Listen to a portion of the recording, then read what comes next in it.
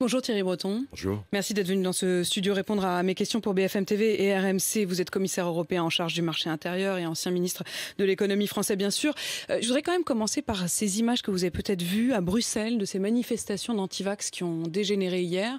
Il y en a eu de nombreuses qui ont dégénéré dans toute l'Europe, mais hier soir, elles étaient d'une particulière violence, avec des manifestants qui s'en sont pris directement aux forces de l'ordre. En France, il y a un député français qui s'est fait agresser aussi en marge d'une manifestation. C'était à Perpignan avec un coup de poing au visage. Est-ce que vous avez l'impression, vu justement de Bruxelles, que ça dégénère partout et que c'est une question politique plus que sanitaire? Non, je ne peux pas dire que ça dégénère partout. En revanche, sur les images, elles sont tout à fait, sont extrêmement violentes et donc elles produisent des faits qui sont totalement inacceptables. Évidemment que je condamne le plus fermement.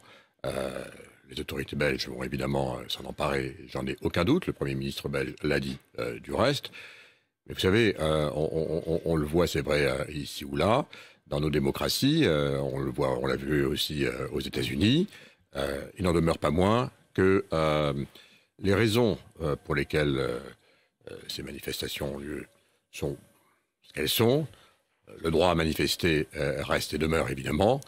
Mais ce qui se passe est inacceptable. Et puis, vous savez, au fond, on est maintenant dans une phase où, grâce au vaccin, l'Europe est le premier continent au monde à être vacciné, grâce au taux de vaccination. Donc c'est très élevé. Derrière nous, il n'y aura plus de raison de manifester, il n'y aura plus de raison de prendre des mesures. Je pense sincèrement qu'on commence à voir partout en Europe, et c'est un bon signe, grâce encore une fois à la vaccination, et on a pu finalement surmonter cette vague assez incroyable Omicron, avec finalement une situation sanitaire qui a été contrôlée puisque nos hôpitaux n'ont pas été engorgés. C'était évidemment ce qu'il fallait veiller. Et donc aujourd'hui, on commence à voir partout en Europe donc une décroissance et donc un retour à la normale. Vous pourriez donc dire on comprend ce plus matin... très bien, on comprend plus très bien ce que ces gens veulent. En tout cas, ce qui est certain, c'est qu'il faudra les condamner. Il faudra condamner ces violences. Pardon, mais il y a plein de choses dans ce que vous venez de dire. Il y a des très bonnes nouvelles, puisque vous n'hésitez pas à dire et à parler presque du Covid au passé. Et puis, il y a quand même aussi ces questions du coup de timing. On va y revenir sur cette très bonne nouvelle. J'ai envie quand même de m'y arrêter un instant. On a tellement parlé des mauvaises nouvelles. Est-ce que vous diriez donc ce matin, comme l'OMS, il est plausible que l'Europe se rapproche d'une fin de la pandémie ? L'OMS dit effectivement qu'à cause de, je dirais, de cette vague de contamination tout à fait exceptionnelle qu'il y a eu en Europe à la suite à ce variant Omicron qui était très contagieux, un nombre très important de nos concitoyens européens ont donc contracté la maladie, avec finalement des symptômes relativement limités, parce que tout le monde était vacciné. Je rappelle quand même que quand on va à l'hôpital à cause du Covid, dans 9 cas sur 10, c'est parce qu'on n'a pas été vacciné. Donc tous ceux qui ont été vaccinés ont pu surmonter cette vague Omicron sans trop de problèmes, et on peut s'en féliciter. Ils sont donc immunisés. Grâce au vaccin, il n'y a pas eu de problème. Et donc aujourd'hui, effectivement, on pousse un ouf de soulagement. On pousse un ouf de soulagement parce que cette vague, elle va maintenant commencer à régresser, et donc on va pouvoir recommencer à réouvrir les lieux. Il fallait quand même un peu se protéger les uns les autres, revenir à une vie normale. Ceci dit, je le redis, on aura évidemment d'autres variants, parce que le virus continue évidemment à prospérer, notamment dans les pays où on n'est pas vacciné, en particulier aux frontières de l'Europe. Je pense en particulier à la Russie, qui est un problème très important. On le voit, c'est le pays qui est le plus atteint aujourd'hui du continent européen dans son ensemble, de très loin. Et donc, le variant, il continue. Vous dites, ça y est, on peut commencer, on va pouvoir commencer, et on sent bien que vous poussez un ouf de soulagement, que vous commencez à en parler au passé, et franchement, on ne va pas bouder notre peine. Mais du coup, est-ce qu'il n'y a pas un peu un décalage? C'est-à-dire que c'est aujourd'hui même, à l'instant où on se parle, que le pass vaccinal entre en application. Il n'y a pas un problème de timing? Non, on est encore une fois, je le dis, le pic, et maintenant on le voit. Mais quand il y a pic, ça veut dire qu'il faut ensuite qu'il y ait des croissances. Donc il faut gérer cette période, cette transition. Et je crois sincèrement, évidemment, moi je suis commissaire européen, donc je vois ce qui se passe dans l'ensemble des pays. On a deux phénomènes qui se conjuguent. Certains pays, parce qu'on a vu l'efficacité du vaccin et notamment pour lutter contre les variants, en particulier Omicron, certains pays décident désormais que la vaccination va être obligatoire. C'est le cas de l'Italie, par exemple? C'est le cas de l'Italie, c'est le cas pour les plus de 60 ans, c'est le cas de 50 ans, pardon, c'est le cas de l'Autriche. Alors là, pour tout le monde, pour tous les adultes, vous l'avez vu. Vous trouvez que c'est plutôt pas mal comme position? Écoutez, c'est eux qui le décident, c'est une décision des États membres, et c'est évidemment parce que ça permet de contenir les évolutions futures. Donc ça, c'est une chose. Et puis deuxièmement, et je le redis, il faut continuer à vacciner, et notamment les pays qui ne sont pas encore assez vaccinés. Puis on peut parler de l'Afrique, c'est un vrai sujet. Et là, mais nous, en France, on a une position quand même un tout petit peu plus hypocrite. C'est-à-dire que vous dites, en effet, en Italie ou en Autriche, c'est la vaccination obligatoire. Nous, elle est quasi obligatoire. C'est de l'obligation déguisée quand même. Vous savez, en tout cas, c'est vrai qu'à partir du moment où le vrai problème aujourd'hui, c'est d'éviter les engorgements dans les hôpitaux, pour pouvoir évidemment soigner tout le monde, y compris par parenthèse ceux qui ont besoin aussi d'y aller et qui ne peuvent pas y aller parce que les hôpitaux avec sont en danger. Avec des déprogrammations. On le sait, c'est des drames et c'est d'autres, malheureusement, quelquefois et parfois et trop souvent, également des décès parce qu'on ne peut pas les accueillir. Voilà, tout ça est à gérer. Ce qu'on sait, c'est que le vaccin fonctionne. Ce qu'on sait, c'est qu'il fonctionnera pour les futurs variants. Et par ailleurs, comme l'Europe est le premier fabricant de vaccins ARN au monde, nous aurons les doses. On fabrique plus de 300 millions de doses par mois, donc on aura évidemment les doses. Et est-ce qu'on en donnera ailleurs? Bien sûr, on est le premier donateur aussi à travers COVAX. On va continuer, c'est très important, vous avez raison de le signaler, mais il faut aussi aider, je pense en particulier à l'Afrique, il faut aussi aider le continent africain à désormais à produire ses propres vaccins. C'est ce que fait l'Europe. Nous avons maintenant 4 usines en fabrication, à Dakar, au Sénégal, au Ghana, au Rwanda et évidemment également en Afrique du Sud. Thierry Breton, bonne nouvelle sur le front sanitaire donc, et puis ces questions quand même sur le front de l'économie qui est évidemment votre dossier. Je voudrais qu'on parle du pouvoir d'achat, de la question de l'inflation. Elle se pose en France cette question, mais elle se pose dans toute l'Europe. Est-ce que vous redoutez qu'on s'installe dans une montée des prix durable? Alors d'abord, je voudrais rappeler à nos auditeurs et nos téléspectateurs ce matin qu'il faut toujours être prudent sur ces prévisions, j'allais dire. Souvenez-vous qu'il y a 2 ans, le vrai risque que les économistes, à raison du reste, pointaient, c'était plutôt la déflation. On est maintenant finalement dans un risque d'inflation. Ça montre qu'on a quand même du mal à suivre les économistes. Ça montre en tout cas on nous parle beaucoup des médecins, mais les économistes, c'est pas mal non plus. Il faut toujours être prudent. Mais pour autant, il faut essayer d'anticiper, évidemment, et c'est notamment le rôle de ceux, et notamment la Banque centrale, et de ceux qui sont en charge, évidemment, de la monnaie. Alors, une fois qu'on a dit ça, c'est vrai qu'il y a aujourd'hui une véritable inflation, 5% en Europe, on le sait, 7% aux États-Unis, la plus forte inflation aux États-Unis depuis 40 ans. En Europe, l'inflation, elle est essentiellement portée par l'augmentation des prix de l'énergie. Et hors prix de l'énergie, on est à peu près à 2,3%, c'est-à-dire à une inflation à peu près contenue par rapport, encore une fois, à ce qui se passe aux États-Unis. Je le dis parce que, finalement, on voit qu'il y a une décorrélation des raisons de l'inflation par rapport à ce qu'on voit aux États-Unis.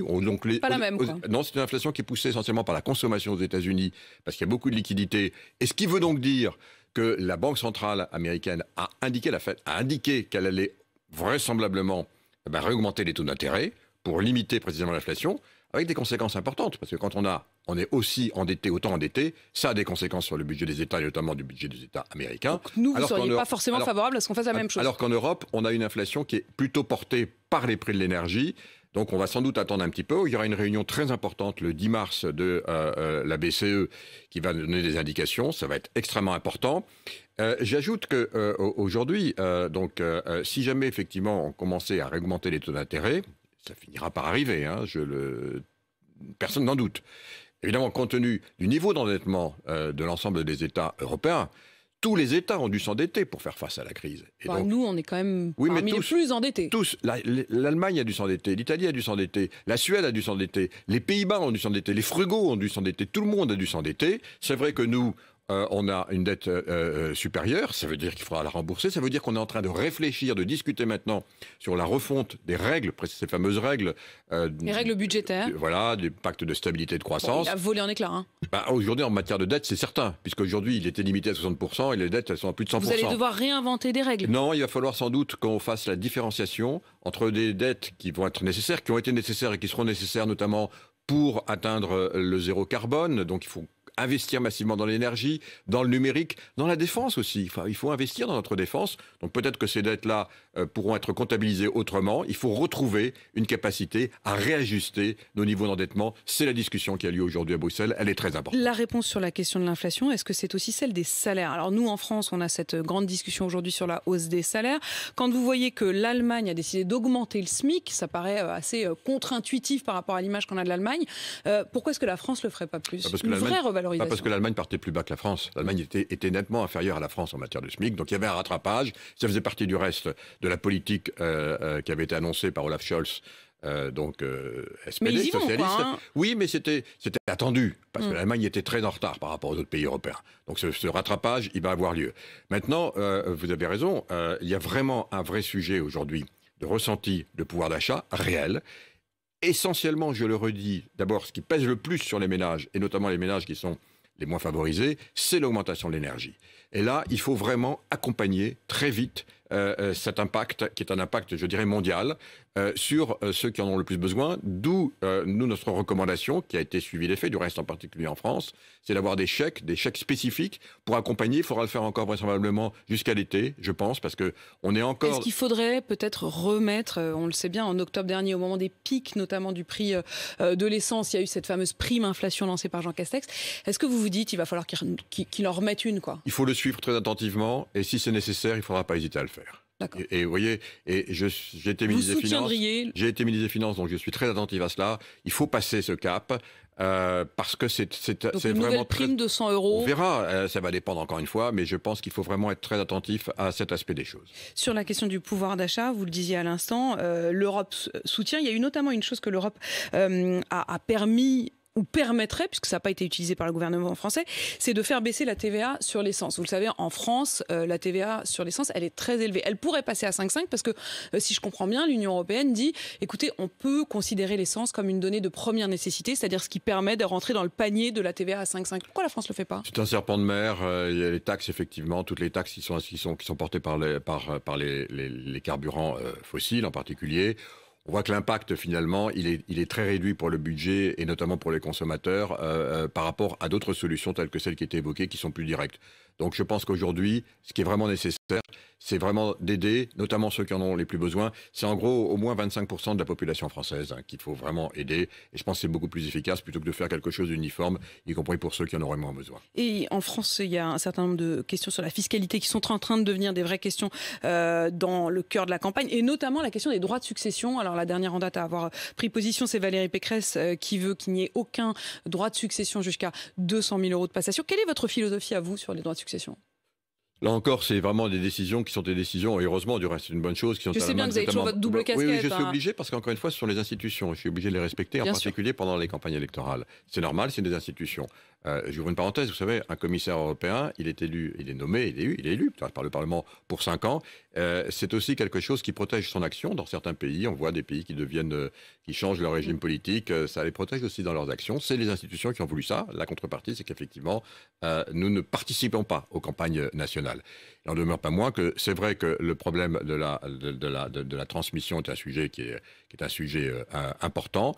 Dans des moments où effectivement il faut aider les nouvelles générations, ces questions sont des questions qui sont, à mon avis, légitimes à se poser. Donc on ne saura pas ce que vous en pensez, mais vous dites en tout cas c'est une question importante. C'est à partir du moment où je dis qu'elles ne sont pas illégitimes, je dis déjà quelque chose. D'ailleurs, je rebondis juste sur ce que vous veniez de dire à l'instant, Thierry Breton.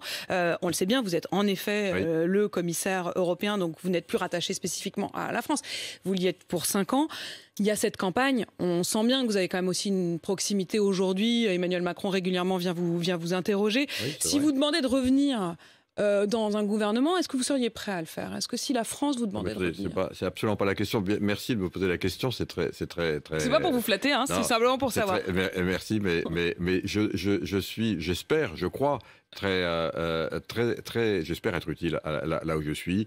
Je porte depuis le début de mon mandat la régulation des GAFA. On y arrive. Justement, je porte le fait qu'il faut augmenter la défense. Je suis aussi commissaire à la défense. On y arrive. Je porte le fait qu'il faut maintenant être autonome en matière de semi-conducteurs. On y arrive. J'ai beaucoup de sujets.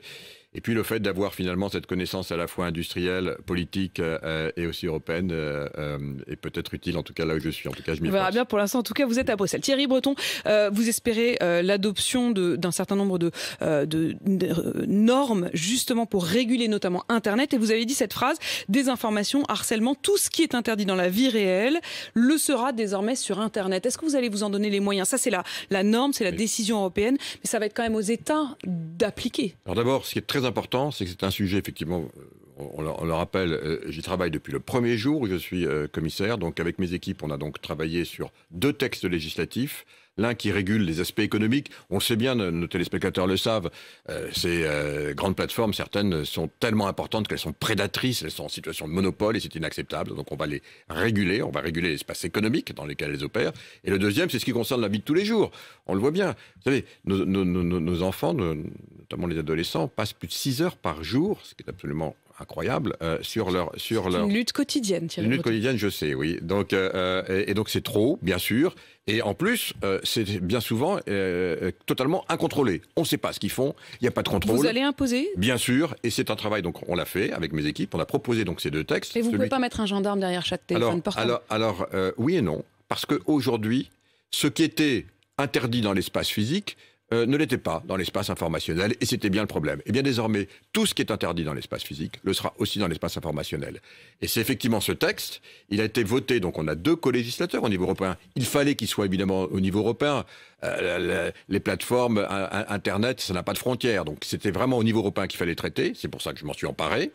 On l'a donc proposé aux États membres, ils ont voté à l'unanimité, c'était avant Noël, et au Parlement européen, ça a été voté à une très très large majorité la semaine dernière. Maintenant donc, la position, il y a eu quelques amendements et des États membres et du Parlement. On va donc, ce qu'on appelle le trilogue, on se met ensemble, on va finaliser ça sous la présidence française. Donc ce sera fait avant la fin de la présidence française? Alors vraiment, on y travaille et j'ai vraiment confiance qu'on y arrive pour ajuster maintenant les points de vue. Et à ce moment-là, ça deviendra un texte d'application directe. C'est ce qu'on appelle un règlement dans notre jargon. Ça n'aura même pas besoin d'être Non, il ne sera pas transposé. Traduit ou transposé d'application dans directe, la loi française. immédiatement, il va s'appliquer aux plateformes. Elles vont avoir des obligations. C'est fini la haine en ligne, c'est fini les discours haineux, c'est fini les atteintes aux personnes, c'est fini la vente des produits contrefaits. Et si jamais elles ne le font pas, elles auront des amendes. Ça peut aller jusqu'à plusieurs milliards d'euros, 5, 6, 7 milliards d'euros en fonction du chiffre d'affaires, 6% à 10% du chiffre d'affaires. Et si elles continuent, on aura aussi, nous, la Commission européenne, la possibilité de leur interdire d'exercer en Europe pendant 15 jours, pendant un mois. Parfois, je me demande si on ne sait pas un tout petit peu partager les tâches au niveau de la géographie mondiale, c'est-à-dire que finalement, les Américains, les Chinois, les Japonais produisent, les GAFAM, tout ça, et nous, on en est réduit avec le gendarme. C'est-à-dire que eux, ils font et nous, on régule. C'est effectivement dans le narratif ce que ceux qui n'aiment pas l'Europe essayent de dire. Et pourtant, voyez-vous... Moi, je ne suis pas là-dedans. Non, c'est pas vous. Franchement, je me dis, il y a ceux qui produisent et puis il y a nous, on régule. On aimerait bien produire quand même. Et pourtant, la deuxième entreprise, la plus grande, la plus haute capitalisation européenne, c'est une entreprise technologique qui fournit tout ce qu'il faut pour fabriquer les semi-conducteurs, les puces qui sont à la base de ça. Elle est européenne. Elle est la deuxième capitalisation européenne. C'est 1,5 fois une société comme Intel. Donc bien sûr que non, que l'Europe n'est pas en retard. Bien sûr que oui, que l'Europe est là. Mais on aimerait tellement le dire.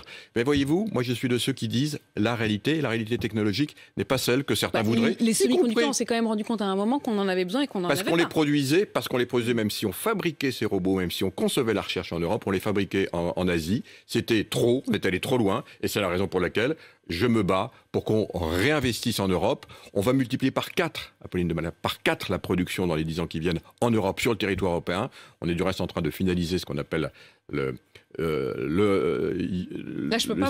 Chip Act européen, je veux le dire en français, c'est pour ça. C'est-à-dire la législation européenne qui va être proposée donc début février, qui va nous permettre d'accueillir, de financer, de cofinancer des investissements absolument majeurs en Europe pour qu'on ne soit plus dépendant effectivement de l'Asie sur la fabrication des Je suis assez frappé, Thierry Breton, que de vous-même, vous avez à plusieurs reprises insisté sur l'idée qu'il fallait investir davantage dans la question de la défense. On sait qu'il y a ce contexte évidemment avec ce qui se passe en Ukraine. Et on apprend dans le Financial Times que les États-Unis négocient avec le Qatar pour que le Qatar puisse envoyer du gaz à l'Europe si l'Europe se retrouvait privée du gaz russe. C'est les Américains qui négocient pour nous auprès du Qatar pour qu'on ait du gaz.